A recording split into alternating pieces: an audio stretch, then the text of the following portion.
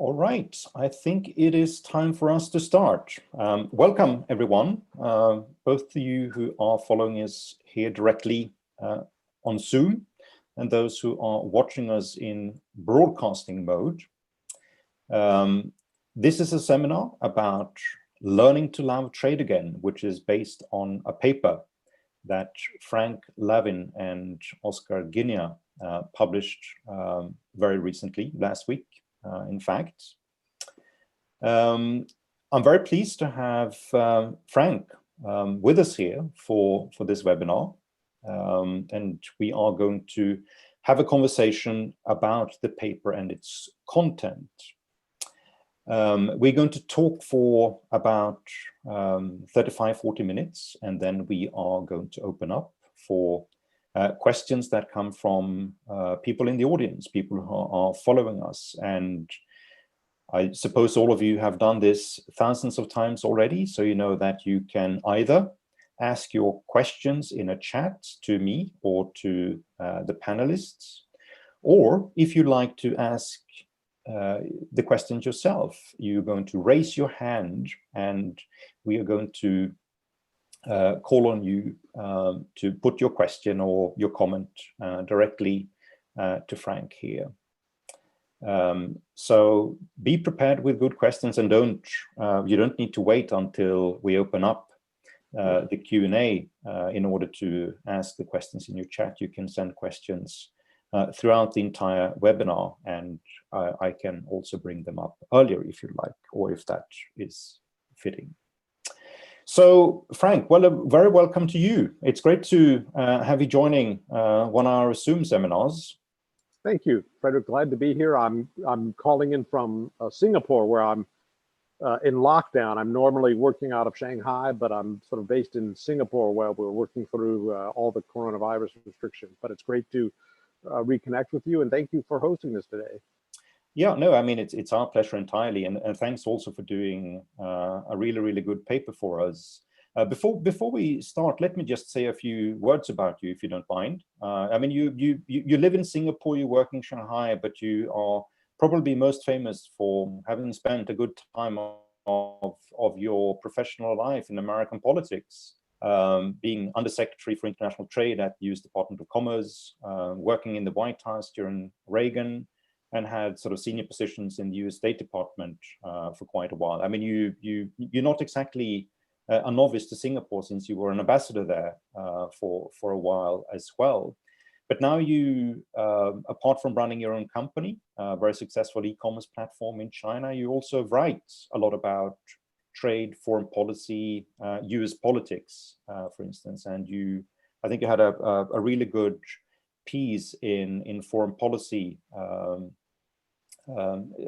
last week about the problems with building and keeping friendships in foreign policy, right. A piece which I recommend to each and every one. Anyway, we're now going to start on trade, and I wonder if you could begin by sort of painting us a picture of where do we stand right now in trade policy, you know, the development up to the pandemic, right. Perhaps something during pandemic, and what you see coming after the pandemic. And perhaps a bit more pointedly, why is it that we need to learn to love trade again? Aren't we already in love? Yeah, thanks, Fredrik. Thank you for your kind words. Thank you again for hosting today. It's a great question because the paradox of the moment is, I think we can see pretty clearly the success of trade, that the world economy has never been more prosperous, that the more countries engage in trade, the more prosperous they are, that it's added all sorts of efficiencies to national level economies by allowing them to connect and empowered people and transform lives. So at that moment, though, the political support for trade has faded considerably.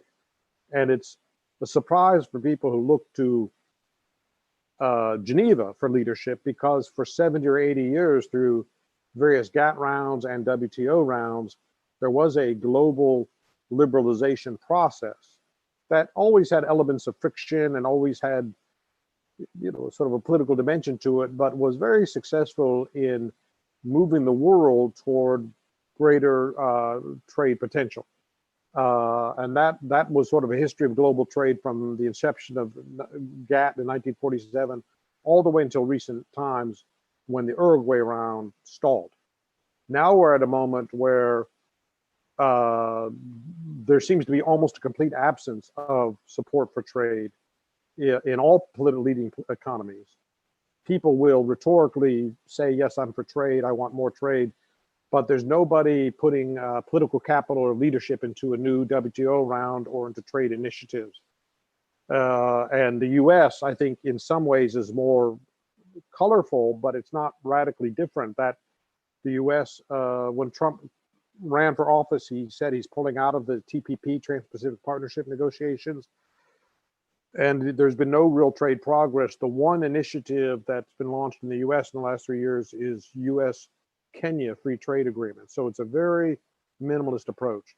So in this moment, we decided to take a look at, well, what if the political support for trade has significantly faded, what are some reasonable steps that can be taken that don't require unusual leadership, where we could build a consensus? And these might serve as a guidepost for new WTO leadership that's coming in this summer, where they should be able to get some kind of support for these initiatives and would help trade move ahead. Yeah, I mean, do you belong to the camp now? I mean, and I see sort of a lot of stories now being written, which is that globalization is dying, that, you know, perhaps because of the pandemic, or perhaps it was dying already before the pandemic started, but that we are irreversibly sort of in a political trend now, sort of where, you know, that whole underlying post-war premise of trying gradually to reduce the economic significance of trade barriers, that's basically gone away. We're now sort of in a period when most parts of the world will find one way or the other to try to raise barriers against each other. No, I don't think that is the case, but I think what is unusual about our moment is that the anti-globalization voices are the loudest they've been in recent years, and in some places they are leading governments. So I think globalization will continue. I think international connectivity will continue. And if anything, the digital dimension of the economy is so strong and will continue so much stronger that you almost don't need to start removing more formal barriers for economic activity to continue to be cross-border. And if you look at particular matters that were in very, very early days of e-education and e-health, heavily lend themselves to digital initiatives, very early days, those of them. But I think if we take a look 5 years from now or 10 years from now, we could see a significant amount of educational consumption being cross-border, and a significant amount of health services, health monitoring, prescriptions, so forth, being cross-border as well. Yeah. And what about Trump? I mean, at least you can at least make the argument that he came in and provided sort of a pretty strong reorientation of US trade policy and sort of the thinking about international economic policy more generally. So, you know, assuming that, he's not going to be there forever. He may go after this sort of the election in the autumn. He may stay for another 4 years.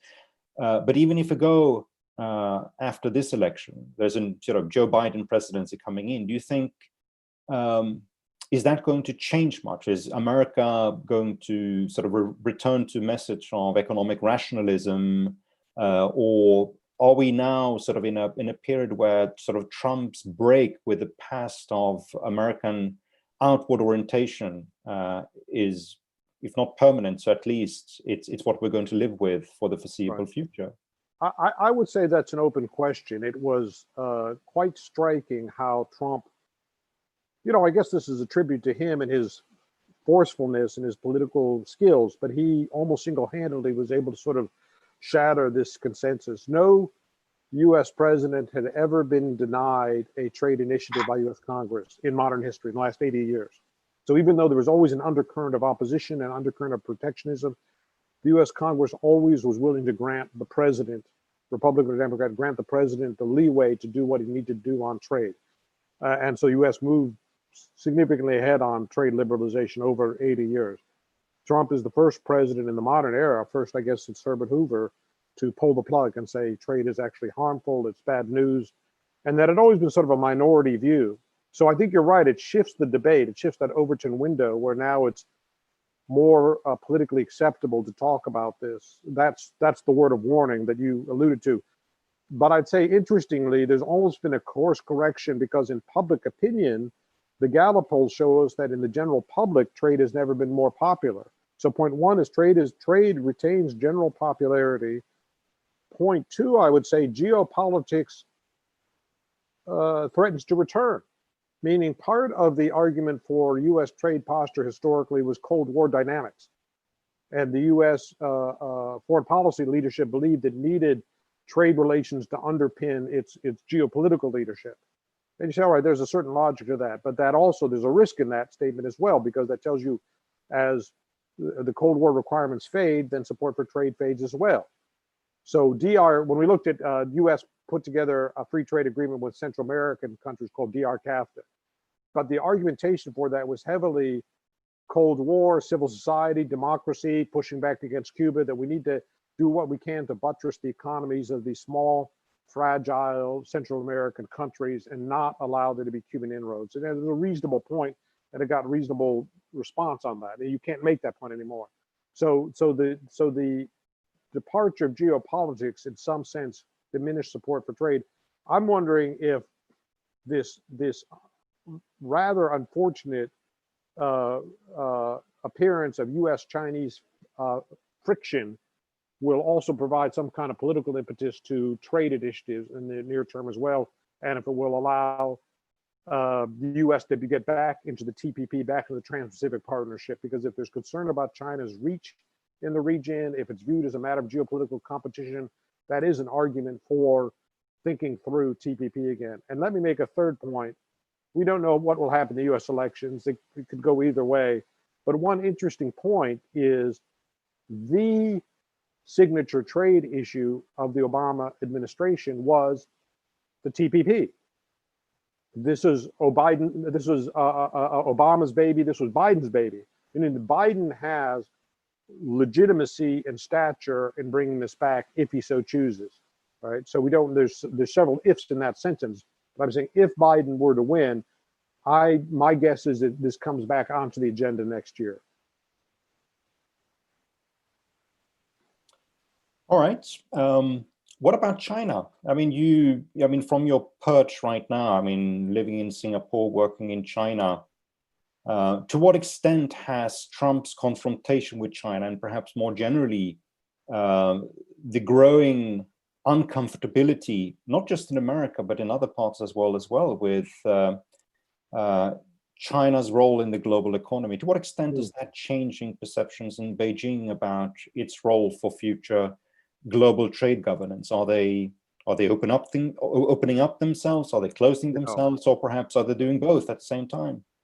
Look, China has liberalized quite significantly over 30 years, since 79, say over 40 years. There's been significant liberalization.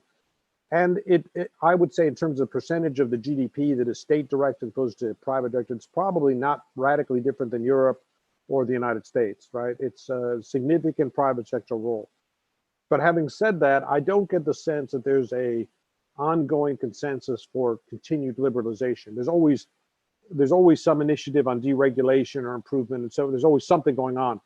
But I think if you were to talk to Chinese leadership and to say, talk to me about the balance between state control and market economics, I think they'd say, we've got it. We basically have private sector involvement broadly. We're comfortable with it. But for the commanding heights of the economy, for the sensitive sectors, the natural monopolies, we really want those to be state run.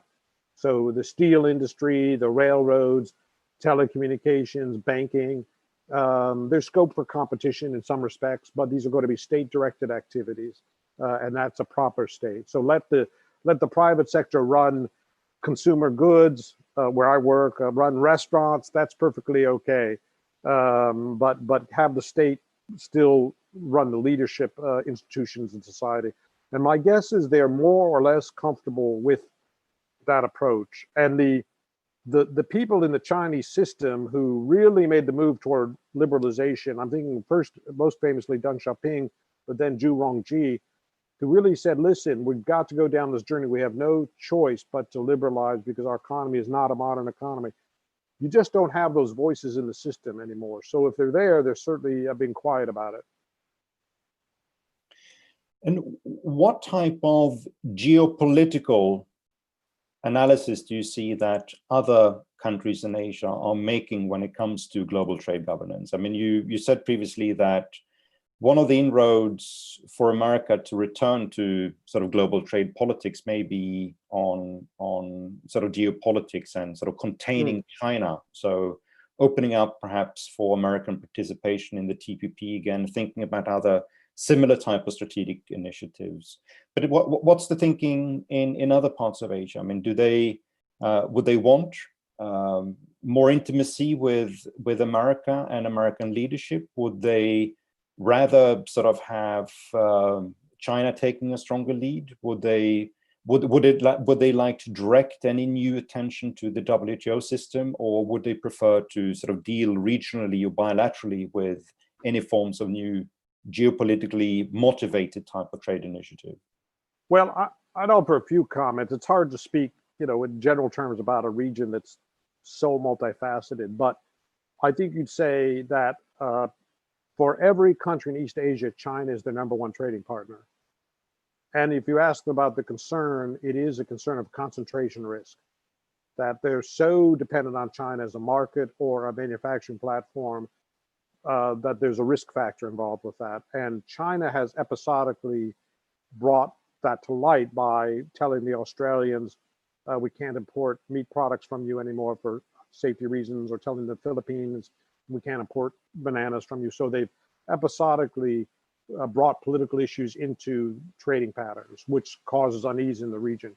So on the one hand, I think there is this general concern about concentration, that they don't want to be over-reliant on any one trading partner.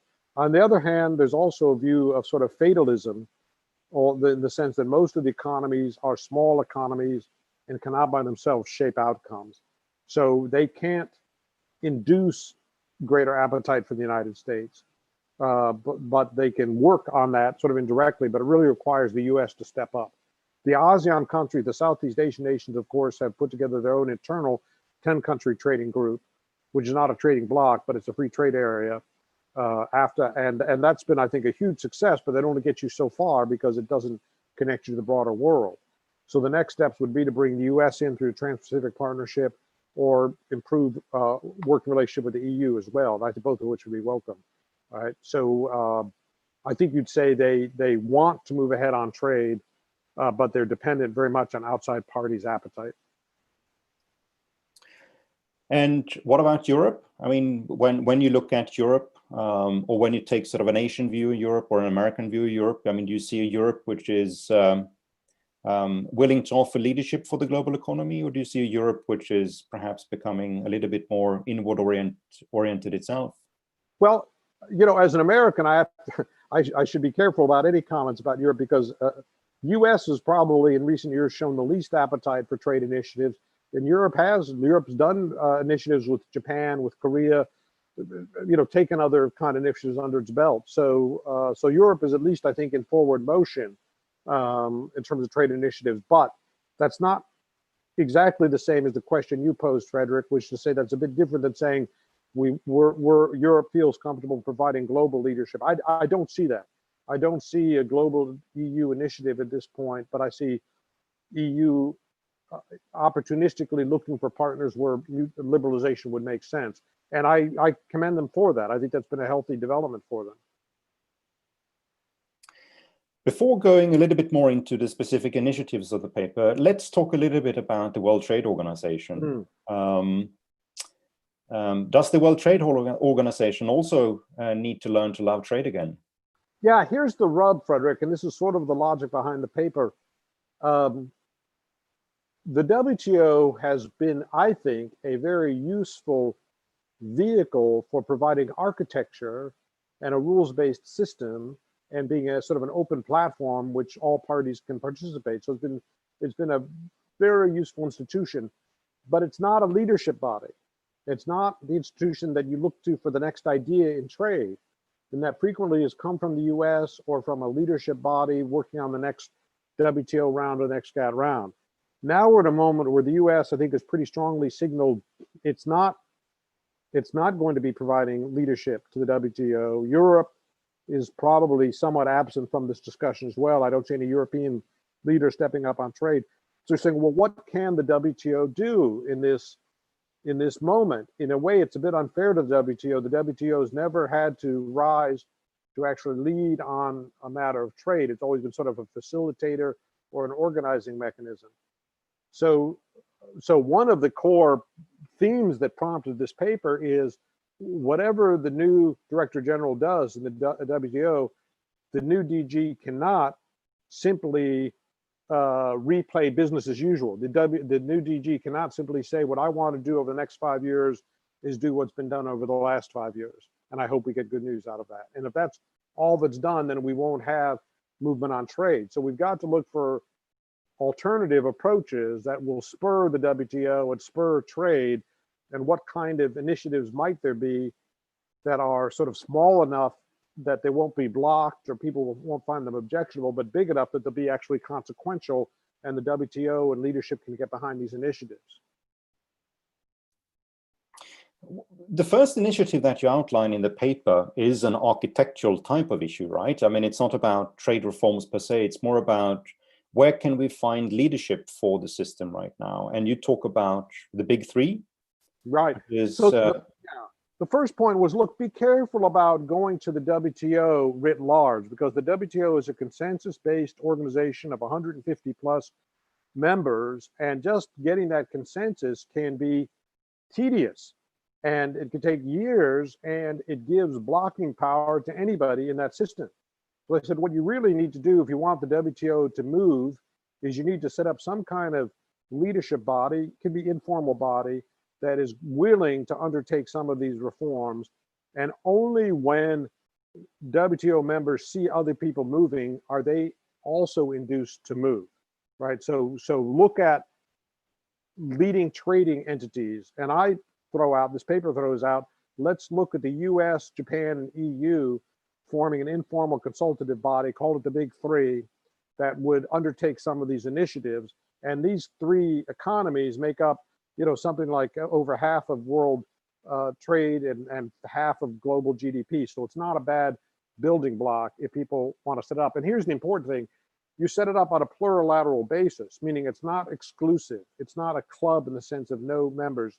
It's an open platform so that any other WTO member can adhere to it and benefit from these initiatives. And of course, there's two big outliers here. One is China as the second largest economy in the world and huge trading nation. The other is by their own political system. The UK left the EU, so normally it would be involved in the EU framework, but now it's not. So you'd say you want a system that would allow China to participate, allow the UK to participate, allow anybody to participate if they can subscribe to these undertakings. But one of the absentees in that group of the big three is China.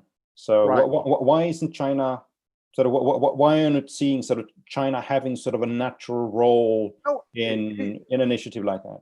It could, and I'd say this: if I were DG of the WTO, the first thing I do, I think, is go to Beijing and say, please tell me what your appetite is.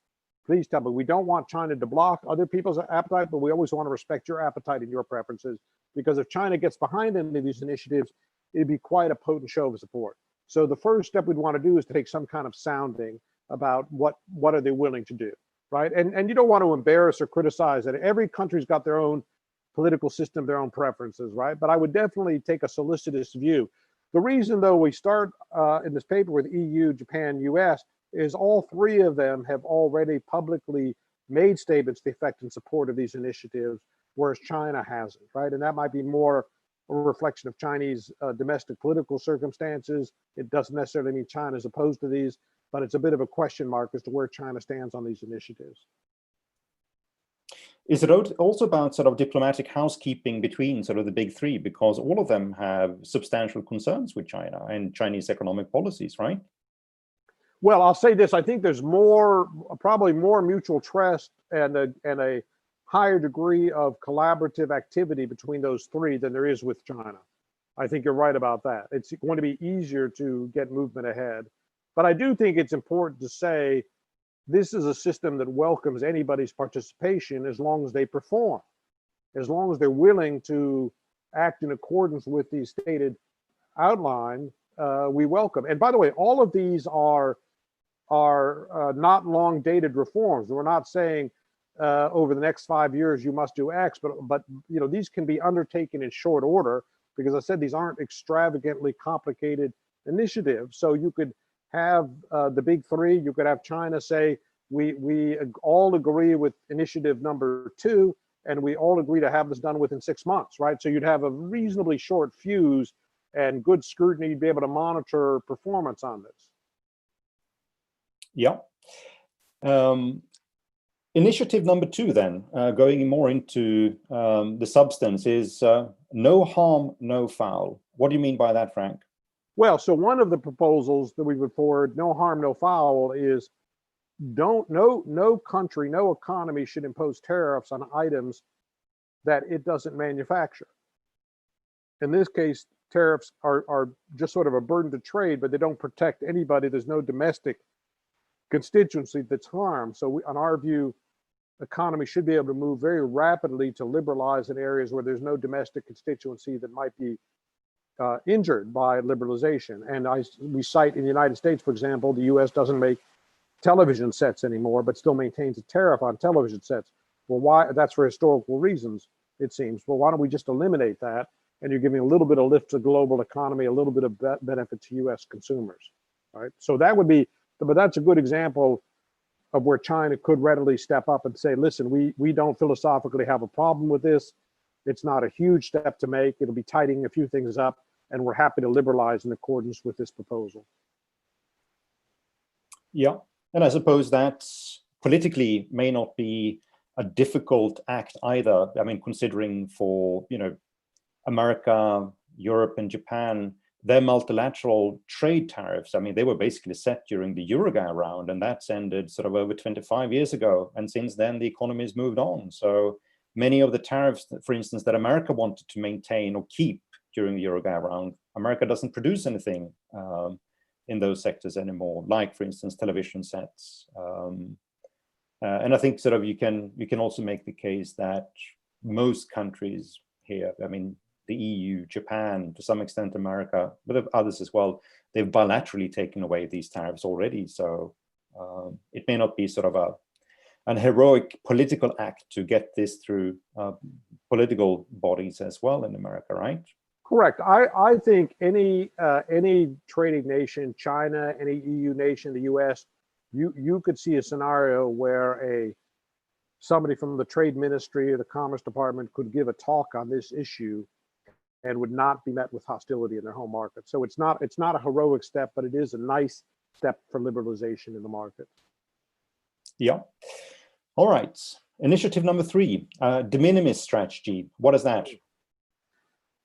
This says that any tariff rate below 2% should just be scrapped. That if your tariff rate is 1% or 1.5%, just eliminate it, because it costs you about as much to collect the tariff as the economic value of that tariff. So all it is sort of a nuisance fee, but it doesn't materially affect trade at all. It's just a slight burden, a slight tax on the system. So that is another step that, again, if you're looking at a 1% tariff and to do away with it, you should be able to do that without encountering a huge amount of criticism or ill will. So politically, that's a sellable initiative in my view. All right. Initiative number 4, mind the social costs. And you make here reference to Nairobi Protocols, health products, green tech. What's the thinking behind this initiative? Yeah, Nairobi Protocol is a shorthand for a UNESCO initiative in place now. And there've been modifications, evolutions, but originally the UNESCO initiative said we're not going to put any tariff on education or cultural products, and the Nairobi Protocol said we won't put any tariffs on products for the disabled. So if there's some specific product, fair enough, also very good. We said, look, let's broaden that. This is a very important philosophical statement that some of these tariffs, some of these trade barriers have social costs beyond protectionism. And the social costs, I think, can pretty easily outweigh whatever nominal revenue benefit there is or protective benefit there might be. And we said, so let's at least expand all of the exclusions on tariffs to everything that is health related and medical related. We said, why not also apply to green tech, green energy as well? So why should we put tariffs on high-tech windmills or lithium battery assemblies? And why should we put tariffs on any kind of medical or pharmaceutical product? But let's let there be as much free trade as possible in these spaces, right? And you're just going to have better social benefits from it. And I particularly cite, because in the ongoing U.S.-China trade war, it was the United States that imposed tariffs on China, including medical products. And so something like $5 billion worth of U.S.-China trade in medical products is now encumbered by these tariffs that President Trump put on. So he specifically said, look, just do away with those, and you're going to help both China and the U.S. if you do that. Yeah. Lastly, but not leastly, harmonize down. The big three should commit that every tariff line between them, between those three, will be no worse than the next worse. So what's the thinking here? Well, yeah. Look, a lot of times in these WTO discussions and negotiations, we're very aspirational, and we're trying to encourage trading partners to be as ambitious as possible in their liberalization. And sometimes it's just difficult. Sometimes there's just not the political support in these various markets for liberalization. So what we're trying to do here is scale back a little bit the aspiration. We're no longer saying, can you be the best in this segment? Can you match the best, meaning the lowest tariff rate? But we're simply saying, can you avoid being the worst? If you are the worst in this particular segment, meaning the highest tariff, can you at least harmonize your tariff down to the next worst? So you're no longer the outlier in any segment. So anybody who has the worst tariff in any segment agrees to reduce the tariff rate to be no worse than the next worst. So you're at least harmonizing a bit, and you're going to get some marginal improvements in tariffs. Yeah. So looking at the, sort of the thinking behind many of these initiatives, and I think this is also the subtitle of the paper, which is "It's time to think small again," which is a provocative way, perhaps, of saying, there is no opportunity to do any big things here, so we can sort of put that option aside.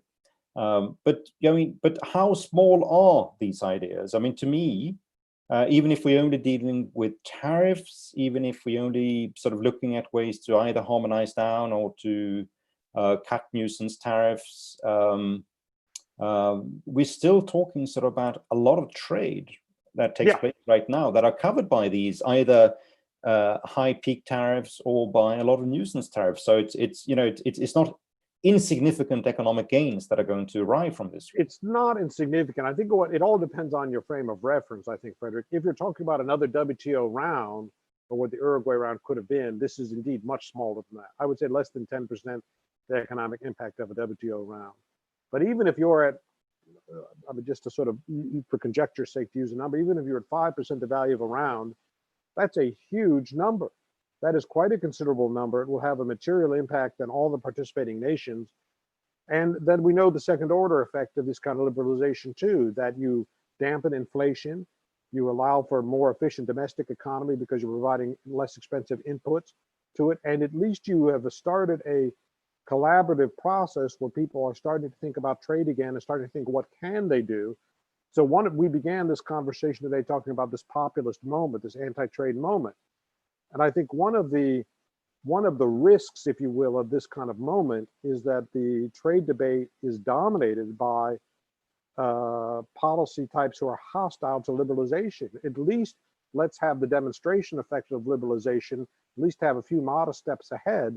So at least people can start thinking constructively about, all right, even if my country is not strongly in favor of liberalization, what inefficiencies can we fix and what anomalies can we fix? So at least we're in sort of the middle of the pack of global trade norms, and we're not burdening our consumers or our businesses with inefficiencies. So at least you're putting a positive push to the discussion.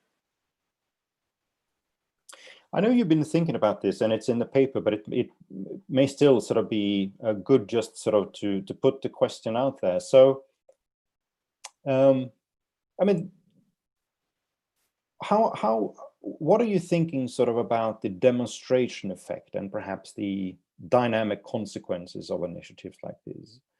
And you could sort of potentially see, you know, two different alternatives. I mean, the first alternative is that you have the big three taking initiatives, and as a consequence of that, other countries will join.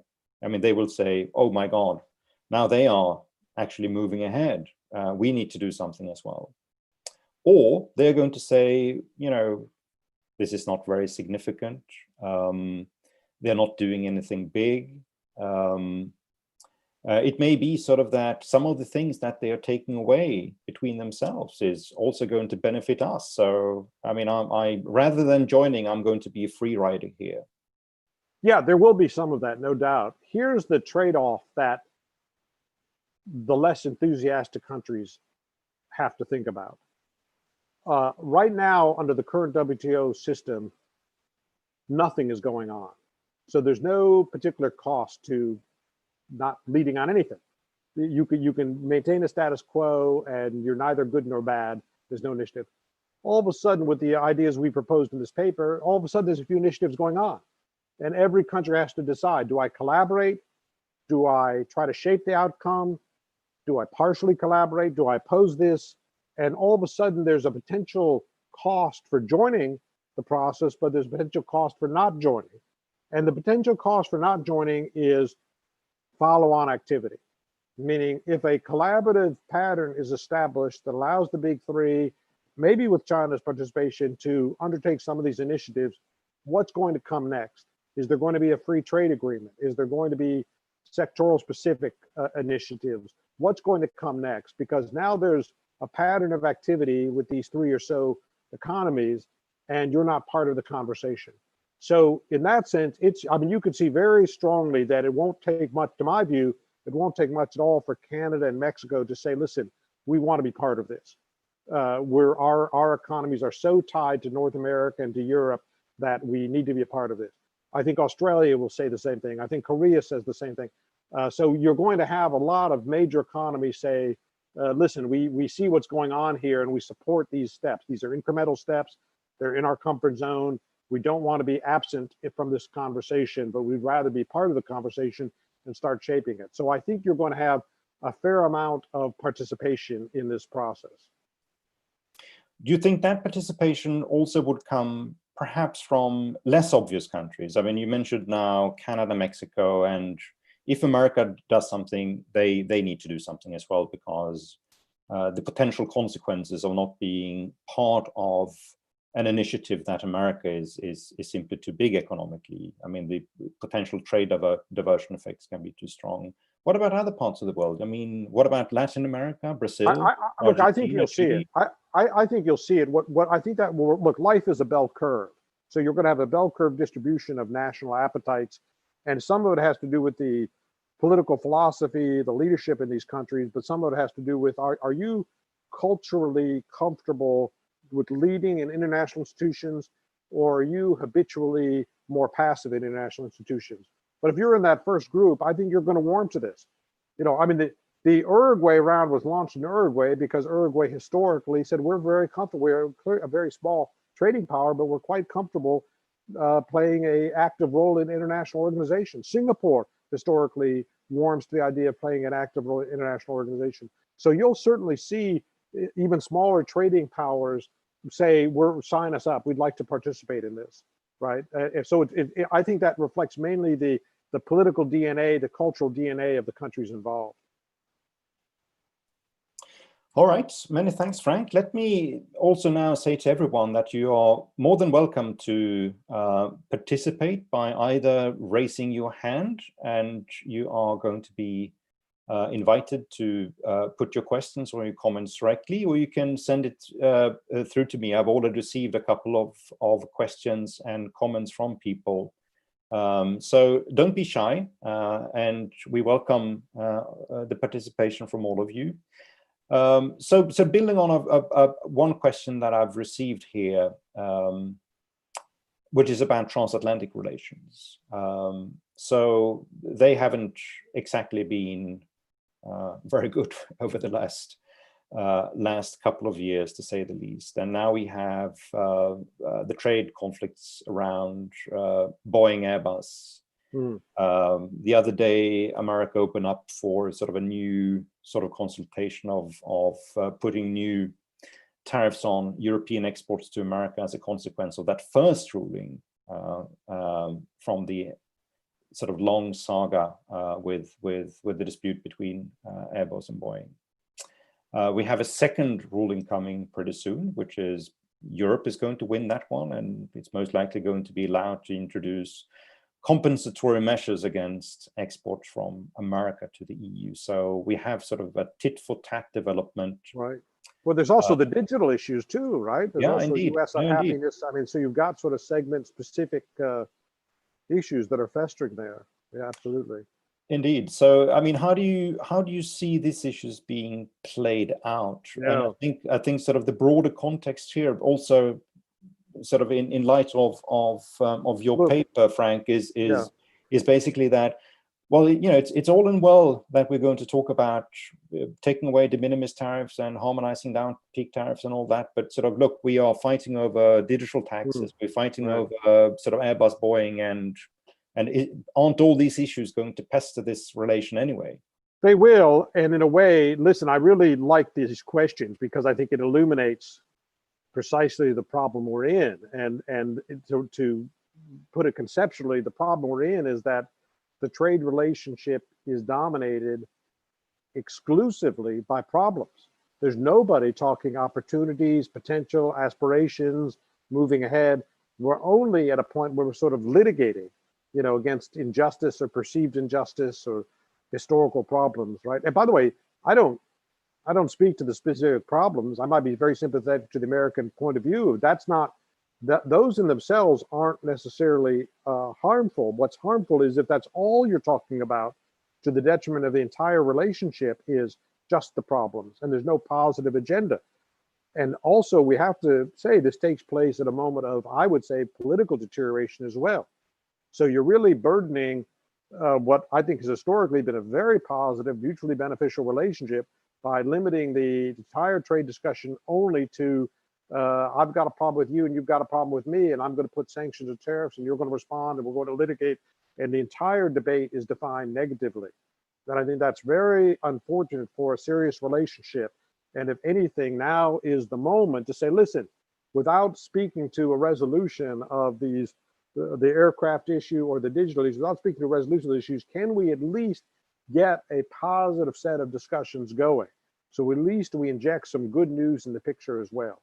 And at least remind both economies there's a lot at stake here, there's a lot of success, and let's look for ways simultaneous with trying to fix the problems. Let's look for ways to move ahead as well.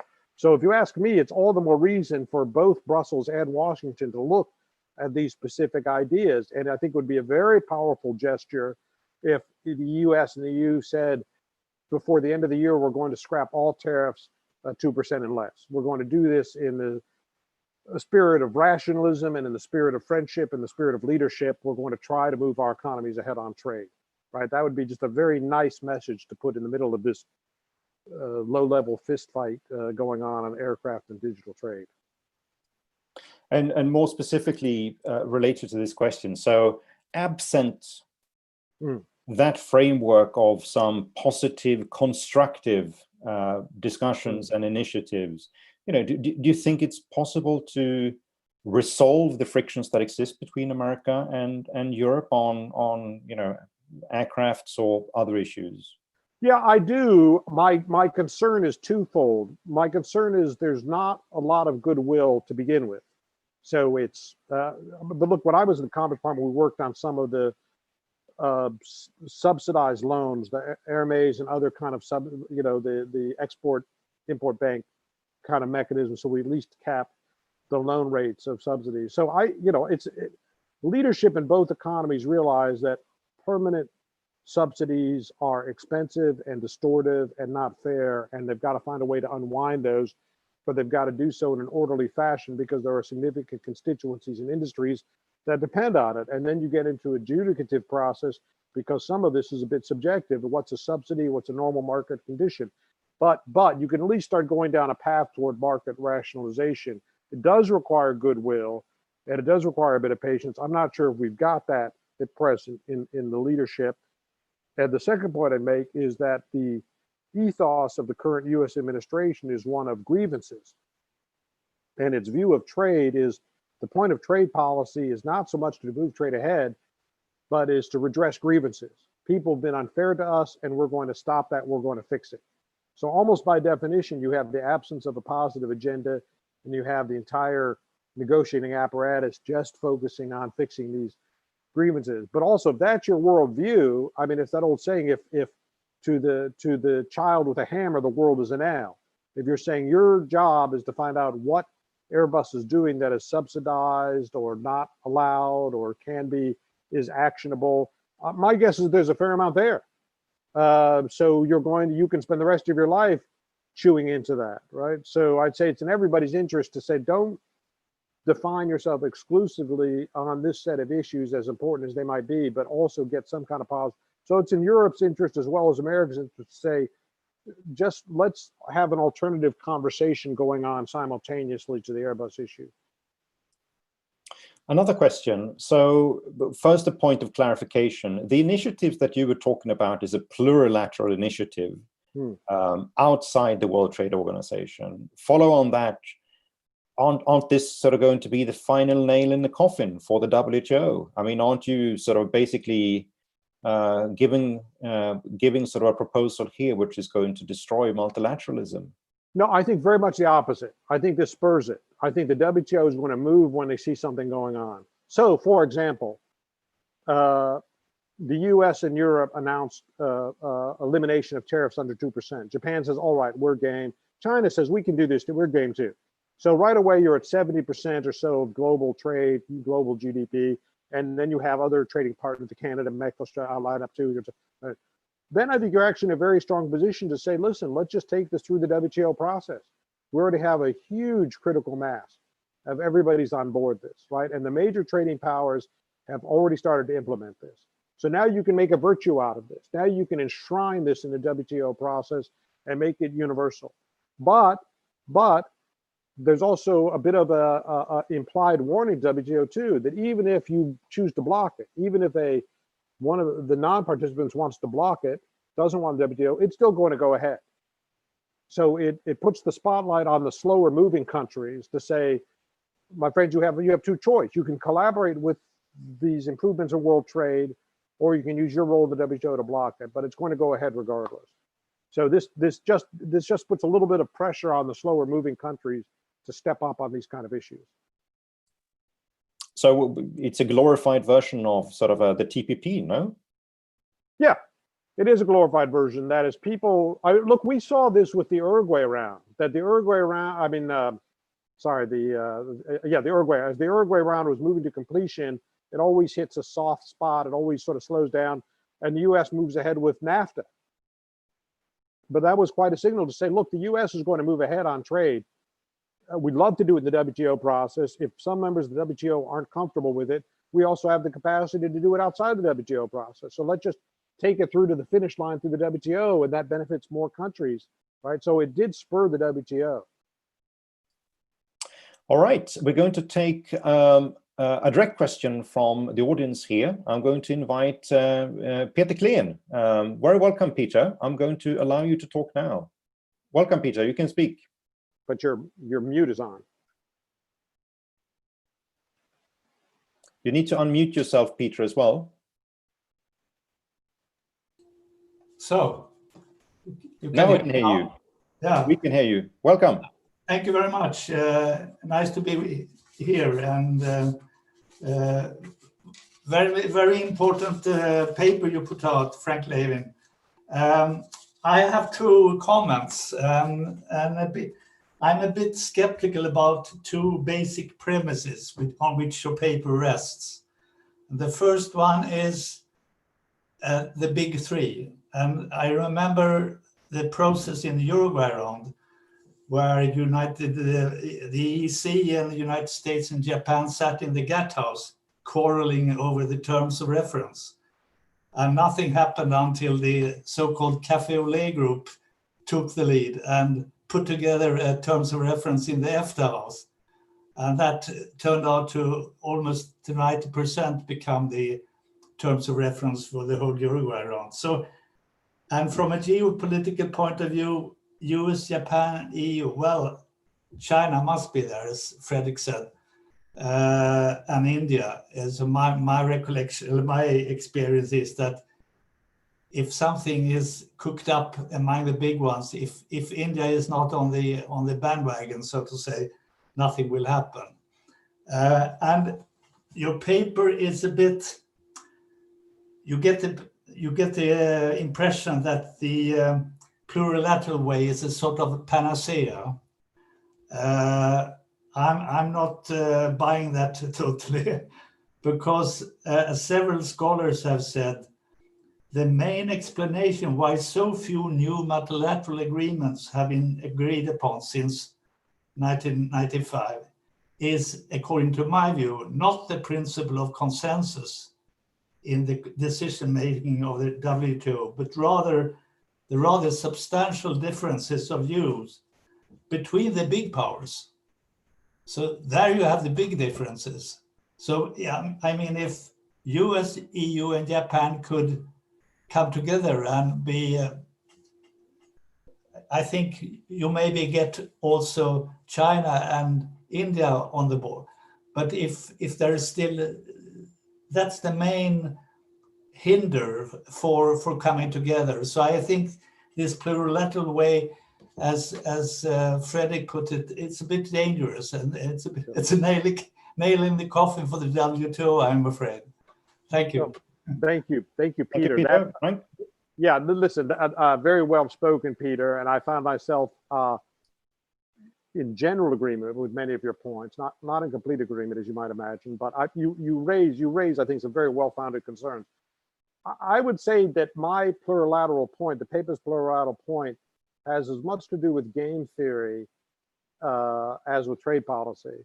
Meaning, if you want the WTO to move, the least effective way of getting the WTO to move is to get a new DG to go to all the member states and say, please move.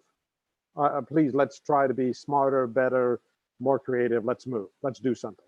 That will be the least effective way. The most potent tool we have is to be able to say somebody else is already moving.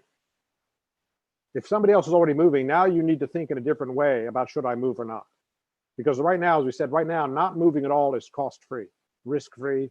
And you say, I'm open to moving, but nobody's doing anything, right? That's where the WTO is today.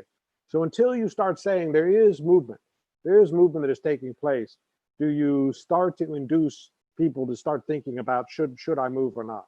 So that's the main logic of doing something. I think your concern is well-founded, no doubt, meaning do the major economies have an appetite for this anyhow? How feasible is this? Is a very good point. And what we know in the US, in the EU, in Japan, in China, there is a significant gap between philosophical support for trade and political reality. What are you going to do for trade today, right? We know every speech that the trade ministers make in all of these economies, they all support more trade. They support trade liberalization. They support the next round. They support it. So rhetorically, philosophically, all of these economies are committed to improving trade regime. But then when you put something in front of them and say, can you support this? You get different kinds of opinions. So it was in mind, we said, listen, we've got to come up with some ideas that are reasonably modest, that even a very slow moving trade minister can support. So let's put a few things on the table and see if we can get some kind of buy-in. I think the paper does a good job of that, but I think your concern is well stated, that no matter how modest the initiative is, you still could easily have somebody in Washington or somebody in Brussels say, I don't support this. It's too much for me, right? You also make another suggestion that we wrestled with, which is, look, why 3 or possibly 4 leading? Why not 5, 6? Why not India? Why not? Fair enough. At some point, you're going to have a trade-off. You've got to have a small enough group so that people can move. But of course, the bigger it is, the more inclusive it is, the more potent it is, right? So I do think plurilateral allows you to get the best of both worlds. And I also think I would tell people, use diplomacy, don't use publicity. That we're in this odd moment now where every single political issue, policy issue tends to be fought out on Twitter. And I would say that won't get you anywhere. You know, if you want to get China buy-in, which I would welcome, if you want to get China buy-in with this, it's going to take a trip to Beijing. It's going to take a few trips to Beijing and a few discussions and maybe several months, but they might buy into all of this, or they might partially buy in, right? And as you point out, Japan could have ambivalence on some of this as well.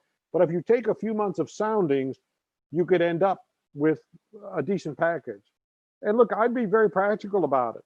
If India says, we've heard about this and we'd like to be involved, I'd say fantastic. Now, India has never shown an appetite for leadership on trade.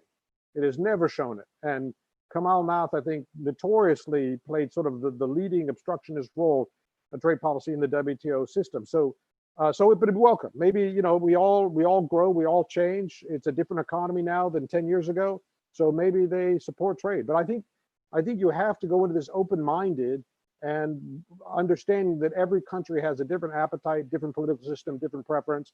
So have a system that allows for variable architecture and allows you to move ahead and capture victory where you can find it.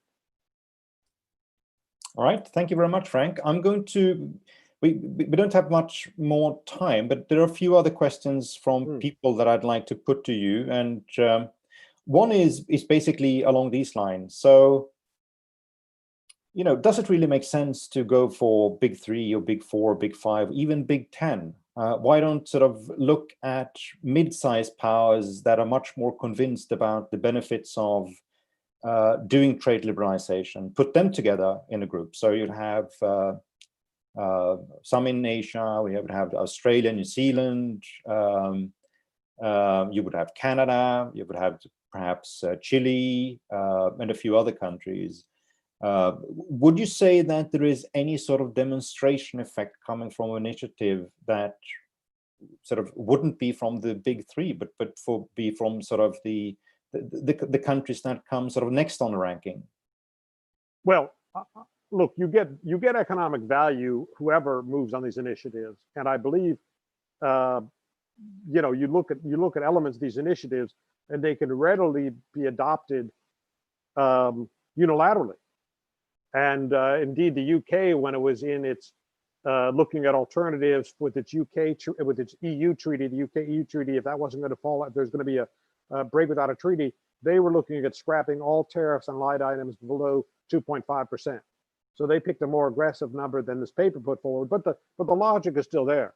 So there's nothing stopping anybody from saying, we in our country, in New Zealand, we will not put any tariff on any medical device, medical technology, or pharmaceutical. For all I know, that's where New Zealand already is. But I'm saying there's value. These are crafted so there's value in those kind of initiatives, regardless of who subscribes to it. But the more economic weight you have behind it, the more it is likely to induce other people to also subscribe to it. If nothing else, let's take a country like Egypt. If nothing else, Egypt can say, why are we putting tariffs on pharmaceuticals when 70% of the world has already scrapped tariffs on pharmaceuticals, right? Now we risk being a bit of an outlier, a bit of a laggard. Why don't we just join with the consensus direction here, right? So it does, I think, provide more of an inducement than the smaller economy. But I would welcome any movement on these matters by small or mid-sized economies. There's a comment here also basically suggesting, I think it's an interesting comment, suggesting that the use of plurilateral agreements have been, I mean, they have been used in the past. So during the Tokyo round, you had development of certain type of codes that were later incorporated into the WTO during the Uruguay round. So it's not sort of an unprecedented way to move forward. Final question though. So this is for the big 3, but what about United States and Europe? Should we basically write off the idea behind TTIP entirely? Is it just sort of a fanciful initiative that's not going to go anyway? By the way, I personally think there would be enormous value in TTIP. I would like to see it go ahead. What I don't get the sense from the current US administration is there's an appetite for liberalization. The one initiative underway is Kenya. The one discussion has been a UK-US initiative, but I just don't get the sense that people are going to put their shoulder to the wheel. And look, we know that on manufacturing, it would not be that difficult. Manufacturing could move pretty readily. The tariffs aren't that high. There'd be some standards and regulatory issues that have to be dealt with, but the manufacturing tariffs are pretty easy. We know the real hard slog is going to be in agriculture, where there are significant constituencies and political groups. So that's going to be longer. But I'll tell you, there's also a solution, and the solution is what we've seen with other free trade agreements U.S. has done, which is you long date the agriculture. So you're giving people 10, 20 years to adjust, and you also be prepared to write a check, be prepared to pay people. You know, we saw I worked on the U.S.-Korea free trade agreement. We saw these extraordinary numbers. I'm going to forget this now, but it's over 10 years ago. But the numbers we saw from that discussion was something extraordinary, that the average age of a farmer in Korea was something like 70 years old, right? And meaning that the next generation, the son or the daughter, did not want to spend their life on that Korean farm. They had already said, we're not leaving, and the father was stuck doing it. So the good news in that kind of situation was you were able to come up with a mechanism to say, we can write checks to small holders and the less efficient farmers to move them out of agriculture, because there's just not the demand and the efficiency for that group anymore. So we could see that unfolding, especially if you put a 10 or 20 year timeline on it, then all of a sudden it becomes much more doable, right? So, but look, it requires leadership, because there's going to be a political dimension to this. There's going to be an economic dimension to it, but both Europe and the US would be much better off if we go down this path. And really finally now, Frank, so do you see American trade politics changing after the November election, in the event that we're going to have Joe Biden as the next president? Are we going to have new leadership from the White House, which is pro-trade and that wants to begin to rebuild things? I think what you'd have with Biden, and look, I don't speak for the Biden campaign, so this is just conjecture on my part. But I think what you have is sort of reversion to the mean, regression to the mean, meaning US is behaving more as it typically has over the previous 70 years, meaning Biden is more from the traditional internationalist school of US leadership that looks at a requirement for US to play an international role, but sees cost and benefit to it, but you have to then define what that role will be. But Biden very much believes in an alliance process and a collaborative process, and that's been a hallmark of his time in the Senate. So I think we're at least back to normal. And as I said, he's got one huge advantage, which is on the Asian side, not the European side. But I think he's got sort of an open door to reinvigorate or relaunch TPP. So I would say that's an easier prediction to make. What his overall appetite is a little harder to predict. I mean, the core problem, you will, or core challenge, you will, is that one of the anchors of support for the Democratic Party is organized labor, and organized labor is regretfully suspicious or hostile about trade initiatives. So he's going to have to come to terms with that phenomenon as well. But in general, I think I'd be more optimistic about Biden leading on trade than Trump. All right. Thank you very much, Frank. This has been a very good hour. I think it's been sort of very enlightening, a good discussion. Thank you so much for taking the time, and indeed, thank you so much for writing the paper in the first place. It's a really great paper, and I can encourage all of you to access our website, where you can download that paper, Learning to Love Trade Again, where Frank and Oscar Guinea outlines these initiatives in greater detail and also provide sort of an overall analysis of where we stand. So thank you so much, Frank, and thanks to all that have participated here in Zoom or that have watched us in broadcasting. Thank you. Thank you, Fredrik. Thank you to those wonderful questions. It was great having this conversation. Special thanks to Oscar, who did a lot of work on the paper. A lot of the econometrics and the charts and graphs were all through Oscar's side of things. So it really made for a strong paper, and Isai just did a wonderful job. So thank you everybody for support during this process. All right. Thanks so much, Frank. Thanks. Bye-bye. Bye-bye.